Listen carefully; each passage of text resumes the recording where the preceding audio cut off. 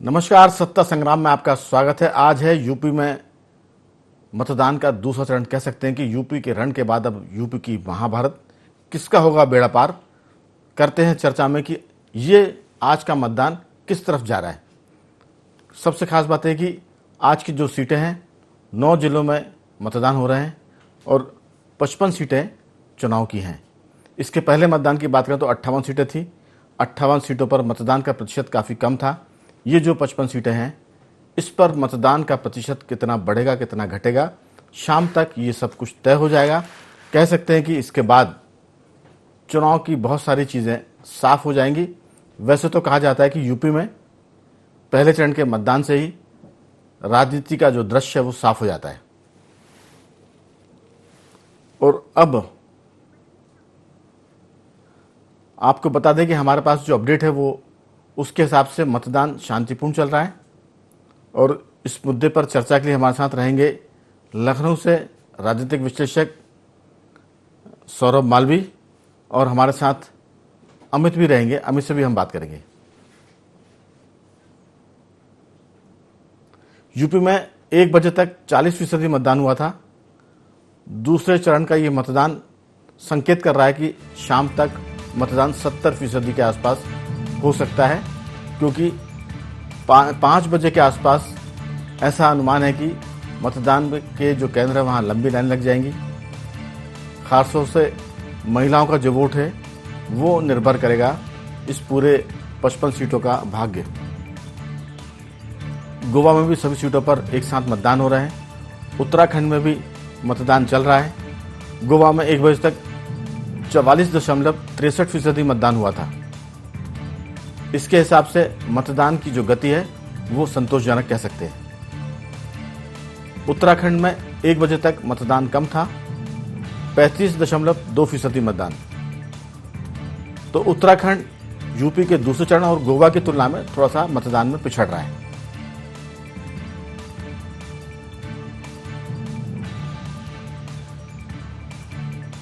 UP में 40%, गोवा में 44% और उत्तराखंड में 35% मतदान दोपहर 1 बजे तक का जो आंकड़ा है वो हमारे सामने है। इसके चलते कह सकते हैं कि गोवा में मतदान को लेकर दोनों राज्यों की तुलना में उत्साह ज्यादा है।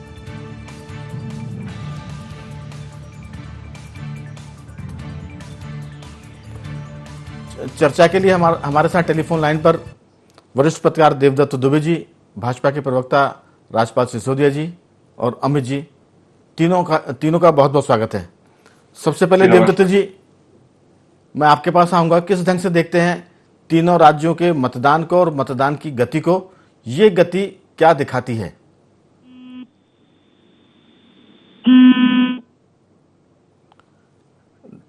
देवदत्त जी, मेरी आवाज सुन पा रहे हैं? अमित जी, ये सवाल मैं आपसे भी करूंगा कि जो 3 राज्यों में मतदान चल रहे हैं, मतदान की गति क्या दिखाती है, क्या दर्शाती है, और आपका अनुमान क्या है?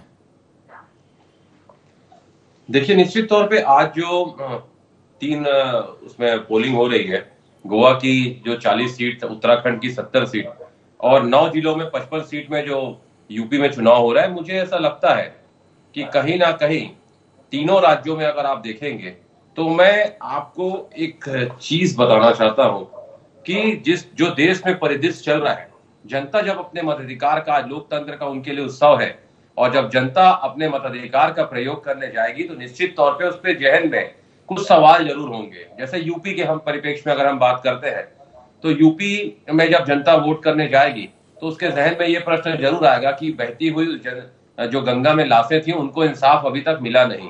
जिस प्रकार से किसान भाइयों को वहां पर जीत में के नीचे दबाया गया था एक मंत्री पुत्र के द्वारा, और आज भी वो केंद्रीय राज्य मंत्री हैं, तो ये सारी चीजें, किसान जिस प्रकार से 14 महीने तक वहां पर बॉर्डर पे बैठे रहे, यूपी से लगा हुआ यूपी के बॉर्डरों में, और जिसमें 3 किसानों की जान गई, उन परिवारों को अभी तक इंसाफ नहीं मिला।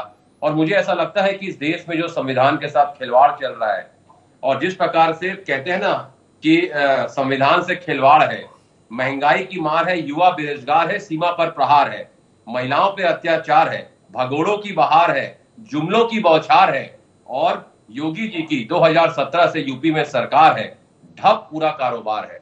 और जिस प्रकार से आप देखिए कि वो एक, आज मैं आपके माध्यम से एक और चीज पे प्रकाश डालना चाहता जी। हूं राघवेंद्र जी, कि जिस प्रकार से वो कहते थे कि दंगा मुक्त हमने यूपी को किया, वो कहते थे हमने अपराध मुक्त किया, चाहे गोरखपुर की घटना हो, चाहे जिस प्रकार से अभी 2 दिन पहले ही वहां पर घटना घटी, ये सारी चीजें उनकी बातों को झुठलाता है। जिस प्रकार यूपी में किसान परेशान है, जिस प्रकार से वहां पर जाट मतदाता उनसे पिछले बार मुझे ऐसा लगता है कि जो सरकार आई थी उसमें कहीं ना कहीं जाट मतदाताओं का प्रतिशत यूपी में बीजेपी की तरफ गया था। मुझे ऐसा लगता है कि जिस प्रकार से उनके गृह मंत्री को ये कहना पड़ा कि जाट नेता जो है वो अगर चाहेंगे तो हम बाद में भी आ सकते हैं, तो लगातार जिस प्रकार से वो जाटों को लुभाने का प्रयास जरूर कर रहे थे, लेकिन जाट उनके तरफ आए नहीं। एक विडंबना देखिए कि एक तरफ वो कहते हैं परिवारवाद, बिल्कुल, और हम किसी के साथ मिलके, जिस प्रकार उन्होंने कहा, तो कई लोगों के साथ वो रह रहे, लेकिन मुझे ऐसा लगता है जब जनता वोट करने जाएगी, महंगाई की मार उसे याद रहेगी, बेरोजगार जो युवा है जिसे रोजगार 2 करोड़ लोगों को रोजगार देने का वादा था, 7 साल में 14 करोड़ लोगों को रोजगार देना था, 12 करोड़ लोगों का रोजगार चला गया। चलिए मैं पूछ तो लेता हूँ, सारी चीजें अमित जी, मैं जनता के जरूर होगी। राजपाल जी से पूछता हूँ, उनके पास क्या तर्क है, उनके तर्कश में कितने तीर हैं उनके पक्ष में चलाने के लिए? आपने वो तमाम बातें बताई जो भाजपा के खिलाफ जाती है और प्रतिपक्ष के समर्थन में जाती है। कांग्रेस के पक्ष में आपने कुछ नहीं बताया। मैं पूछूंगा अगले दौर की बातचीत में कि कांग्रेस वहां कितनी मजबूत होकर उभर रही है, क्योंकि अगर बीजेपी कमजोर हो रही है तो उसका फायदा कांग्रेस कितना उठा पा रही है। मैं लौटूंगा। इस बीच में हमारे पास आंकड़ा ये कि 3 बजे की जो खबरें हैं, 52% मतदान हो चुका है उत्तर प्रदेश में। ये एकदम ताजा आंकड़े हैं। गोवा में जो 1 बजे मतदान था उसका आंकड़ा है कि 60% मतदान गोवा में हुआ है। उत्तराखंड की सभी सीटों पर गोवा की तरह एक साथ मतदान चल रहे हैं और यूपी, उत्तराखंड और गोवा में मतदान का प्रतिशत लगातार बढ़ रहा है। ये बढ़ता हुआ प्रतिशत भी किसकी तरफ जा रहा है, क्योंकि ये भी एक तरह का मैजिक है। कई बार कहा जाता है कि कम मतदान सत्ता पक्ष के पक्ष में जाता है, जो सरकार होती है, ज़्यादा मतदान विरोधी पक्ष के उसमें जाता है। लेकिन ये सब अनुमान है, आंकड़े कई बार ये सही भी होते हैं, कई बार गलत भी होते हैं। तो गोवा में 3 बजे तक 60% मतदान हो चुका है। ये आंकड़ा हो सकता है कि शाम के तक जब मतदान खत्म हो तब संभव हो कि 80 के आसपास जाए। राजपाल जी, बहुत सारे तीर अमित जी ने चलाए हैं, क्या आप उन तीरों को सही मानते हैं? और अगर यूपी में बीजेपी मजबूत है तो उसके कारण क्या है? ये मतदान क्या बताता है? क्योंकि मतदान में उत्साह है, ज़्यादा है। पहला चरण का मतदान जरूर थोड़ा सा कम हुआ था, लेकिन दूसरे चरण के मतदान में वोटर तेजी से बाहर निकल रहा है। आपकी राय? भारतीय जनता पार्टी के पक्ष में रुझान जा रहा है मतदाताओं का मतदान के बाद में, और पक्ष में जाने का कारण भी समझ में आ रहा है कि जिस प्रकार से उत्तर प्रदेश और उत्तराखंड में, गोवा में हम लोगों ने जो सरकार के माध्यम से जो हितग्राही मूलक योजनाएं देने का काम किया है, वो समाज के सभी वर्गों के लिए देने का काम किया है। पंडित दीनदयाल अंत्योदय अन्न उत्सव के तहत भी हमने जो है गरीबों को राशन और तमाम वो हितग्राही योजनाएं जो कहीं ना कहीं समाज में आज जो अंतिम पंक्ति में बैठा हुआ व्यक्ति है उसे समाज की मुख्य धारा में लाने में सहायक साबित हो रही है, और उसके परिणाम अब आते दिखने लगे हैं। जब प्रधानमंत्री आवास योजना इस देश के अंदर अनाउंस हुई थी और उसके बाद में जब वो यथार्थ में आई, तो आज गांव गांव में, शहर शहर में प्रधानमंत्री आवास योजना अंतर्गत भवन बने हुए दिखने लगे हैं। आज हितग्राही मूलक योजना के रूप में अगर किसी व्यक्ति के पास में मकान नहीं है और उसे प्रधानमंत्री आवास में मकान मिलता है, तो उस परिवार से जाके मिलिए राघवेंद्र जी और पूछिए उससे, जो जीवन भर कच्चे झोपड़े में रहा, उसे जब आरसीसी की छत का मकान प्रधानमंत्री जी की तरफ से मिलता है तो वो उसकी कल्पना में भी नहीं था कि उसकी कोई सरकार ऐसी आएगी जो उसको मकान देगी, पक्का मकान जिसकी छत टपकती थी। वो व्यक्ति त्रिपाल के पैसे जिसके पास नहीं होते थे, वो व्यक्ति कभी सोच नहीं सकता था कि उसका घर आरसीसी की छत वाला घर होगा। आज इस प्रकार के भवन बना के देने का काम प्रधानमंत्री राजपाल जी, मेरा कहना यह है कि सिर्फ एक वर्ग की बात नहीं है, वोट तो सारे लोग डालते हैं, तो मध्यम वर्ग के लिए क्या किया है? आपने अभी बात कर दी, गरीब जो तबका है, जिसके सर पर छत नहीं है, जिसको अन्न नहीं था खाने के लिए, उसको आपने भोजन दे दिया, राशन दे दिया, लेकिन जो युवा वर्ग है, जो मिडिल क्लास है, वो आपको किस तरह से वोट देगा या क्यों देगा? जो निश्चित तौर पर युवा वर्ग और जो मिडिल क्लास है उसके लिए भी हमने कई सारी योजनाएं देने का काम किया है। आज अगर योगी जी की सरकार की बात करें, हम उत्तर प्रदेश सरकार की बात करें, तो जो मध्यम वर्ग था उस मध्यम वर्ग को सुरक्षा की आवश्यकता थी, उस सुरक्षा को देने का काम अगर किया है तो हमने किया है। सपा की सरकार में जिस प्रकार से गुंडई राज था वो सबने देखा है यूपी के अंदर। आज जिस प्रकार से योगी जी की सरकार के बाद में पुलिस प्रशासन ने गुंडों के आतंक से समाज को मुक्त करने का काम किया है, मैं समझता हूँ कि वो अविश्वसनीय रहा, क्योंकि जिस प्रकार से वो गुंडाओं का वो जो आतंक था, वो आतंक उत्तर प्रदेश का आतंक पूरे देश में जाना जाता था, उसको मुक्त करने का काम किया। पुलिस, उस समय की पुलिस, सपा के समय की पुलिस जिस प्रकार से गरीबों को, मध्यम वर्गीयों को, ऑटो चलाने वाले को, टेम्पो चलाने वाले को, उन लोगों के साथ जिस प्रकार से वसूली करती थी, अवैध वसूली, वो वसूली बंद होने का काम हुआ है।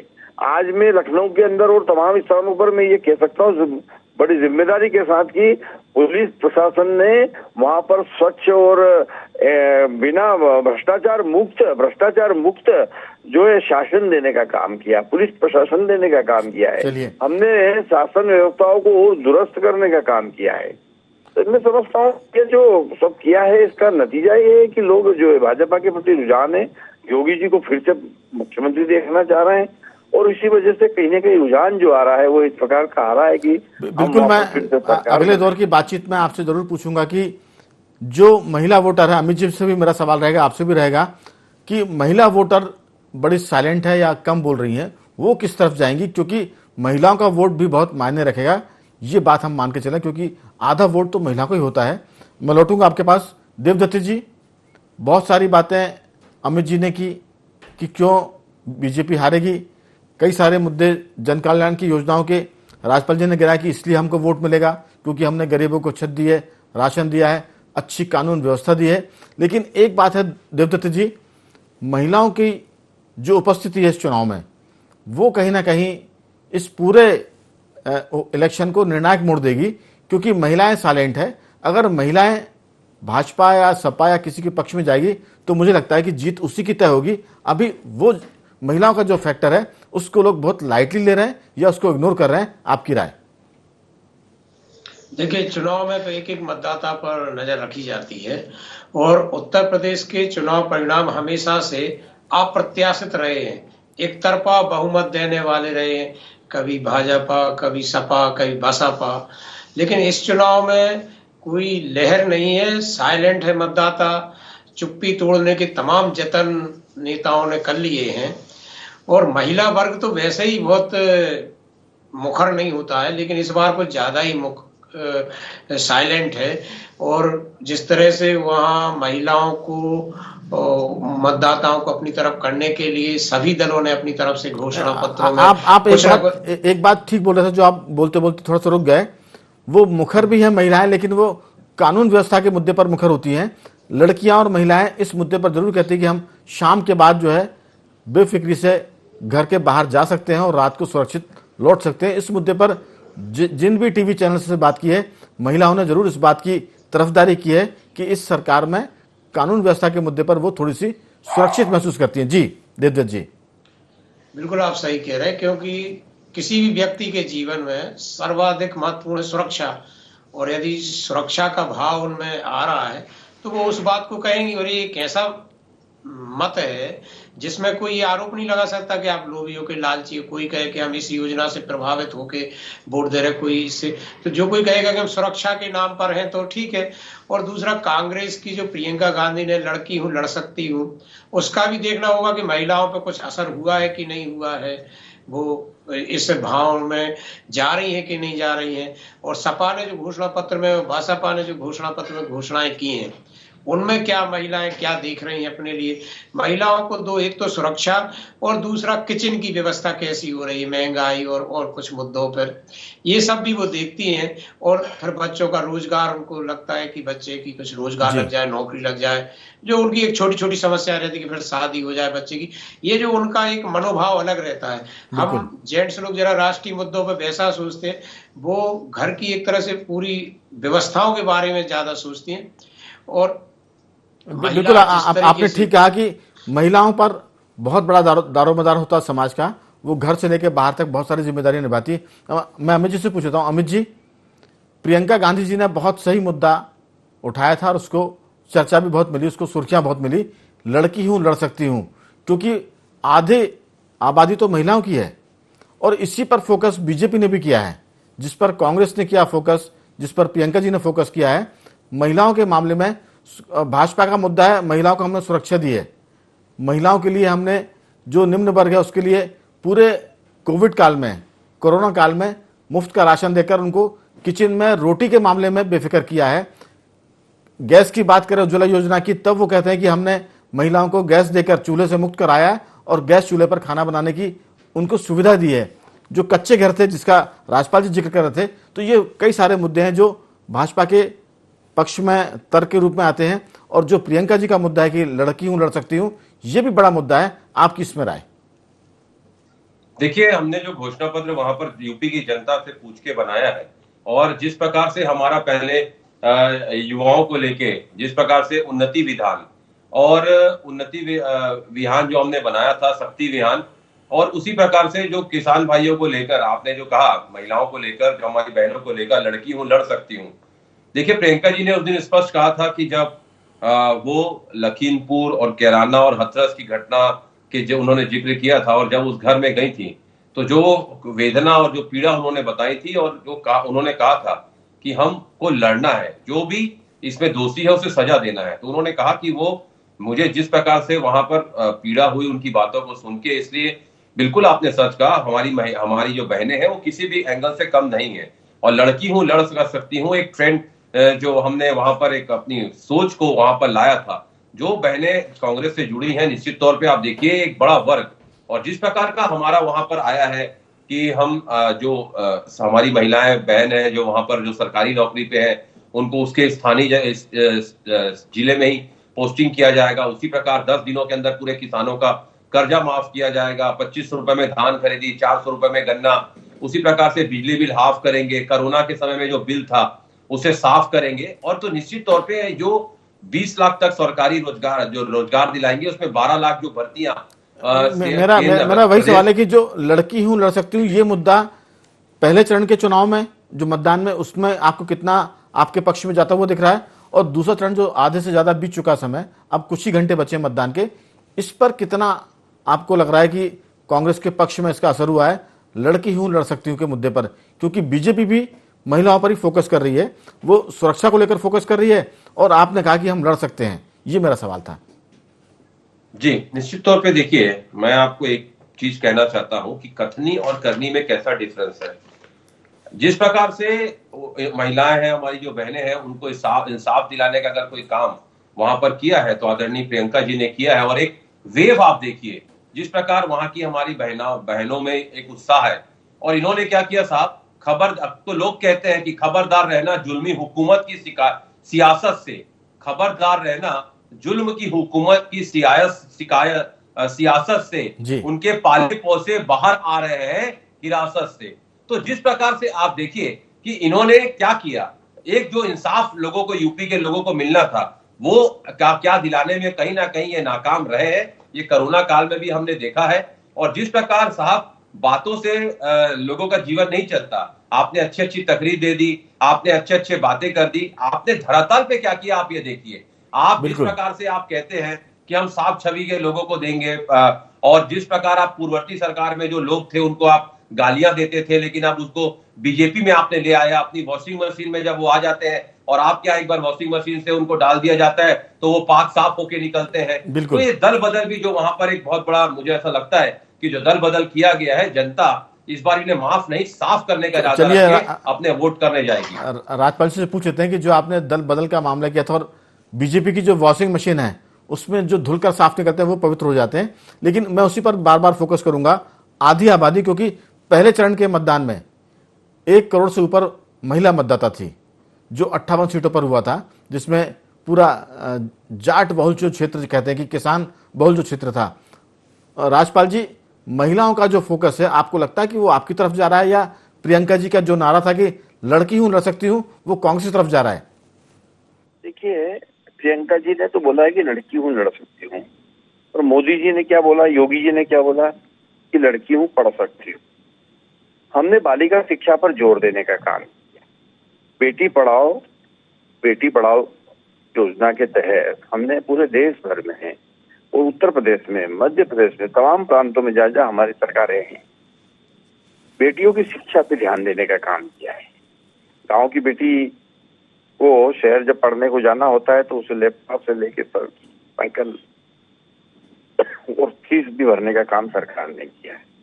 उसके बाद में जब वह विवाह योग्य होती तो विवाह की योजना भी हमने बनाने का काम किया। तमाम सारी वे योजनाएं जो महिलाओं को सशक्त करने का काम करती है वो हमने नहीं, लेकिन बनाई है। जो कुछ आपने किया है, क्या वो वोट में बदल रहा है, वोट में कन्वर्ट हो रहा है? निश्चित तौर पर बदल रहा है, 100% बदल रहा है। आप देखेंगे कई घरों की तस्वीरें बदल गई है। कई घरों में बेटी जब पैदा होती थी तो जो अभिशाप होती थी वो वरदान होने लगी है। नहीं, लेकिन क्या ये चीज भी बदलेगी कि यूपी में एक पार्टी की सरकार बनती है, वो रिपीट नहीं हो पाती? क्या ये चीज भी बदलने वाली है? भारतीय जनता पार्टी की सरकारों ने, देखो आप कई सारे प्रांत में भी देखेंगे, यूपी में भी देखेंगे, हमने सदैव मिथक तोड़ने का काम किया जी। हमने हमेशा से जो परंपरागत जो ढर्रा चला आता है उस चेंज करने का काम किया है। तो कह सकते हैं कि समय चूंकि कम है, मैं बीच में रोक रहा हूँ, कह सकते हैं कि आप वो मिथक तोड़ेंगे और दोबारा बीजेपी सरकार में आएगी। मैं इस बात पर देवदत्ती से अंतिम टिप्पणी देता हूँ। देवदत्ती जी, राजपाल जी कह रहे हैं कि मिथक तोड़ेंगे, दोबारा बीजेपी की सरकार आएगी, यानी लगातार दूसरी बार यूपी में बीजेपी की सरकार आएगी, क्योंकि महिलाओं पर उन्होंने काफी काम किया है, महिलाएं सुरक्षित है, वो पढ़ भी रही हैं, और कांग्रेस कह रही है कि वो महिलाएं हैं, लड़कियां हैं तो लड़ भी सकती हैं। ये जो सब चीजें हैं, सपा का भी अपना दावा है, इन सब में आपकी बहुत संक्षेप में टिप्पणी की ये मतदान का जो ट्रेंड है आज, वो किस तरफ जाता हुआ लग रहा है आपको? देखिए, 2 मिथक है यूपी में। एक तो कभी लगातार दूसरी सरकार रिपीट नहीं हुई, और दूसरा योगी कोई चुनाव हारे नहीं है। तो ये मिथक भाजपा को कौन सा मिथक को पूरा करती, कौन सा नहीं, ये देखना है। और दूसरा जो मतदाताओं का है, तो एक ऊपरी जो लहर नहीं दिख रही, लेकिन साइलेंट वोटर है और वो अपना जो मत देता है। यूपी का पिछले चुनाव परिणाम भी हमेशा ऐसे ही रहे हैं कि 300 पार 250 पार वो एक तरफा बहुमत देते हैं, भले ही लहर ना दिखे। बिल्कुल, ये बड़ा चौंकाने वाले परिणाम। कह सकते हैं कि अगर कोई अंडर करंट हुआ, कोई अंडर वेव चली, तो फिर परिणाम बहुत चौंकाने वाले आ सकते हैं। बीजेपी का दावा सही हो सकता अगर है तो फिर बीजेपी काफी बड़े बहुमत से जीत कर आएगी।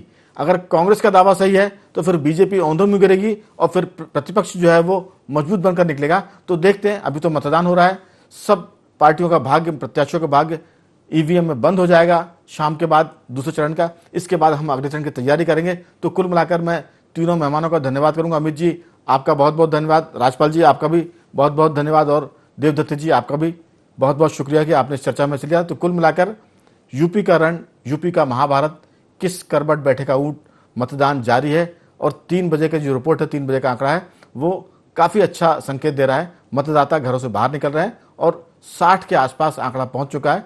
तो उम्मीद कर रहे हैं कि जब मतदान पूरा होगा आज का, कह सकते हैं कि आंकड़ा 70-75 के आसपास होगा। हो सकता है कि वो 80% के अंकों भी छू ले।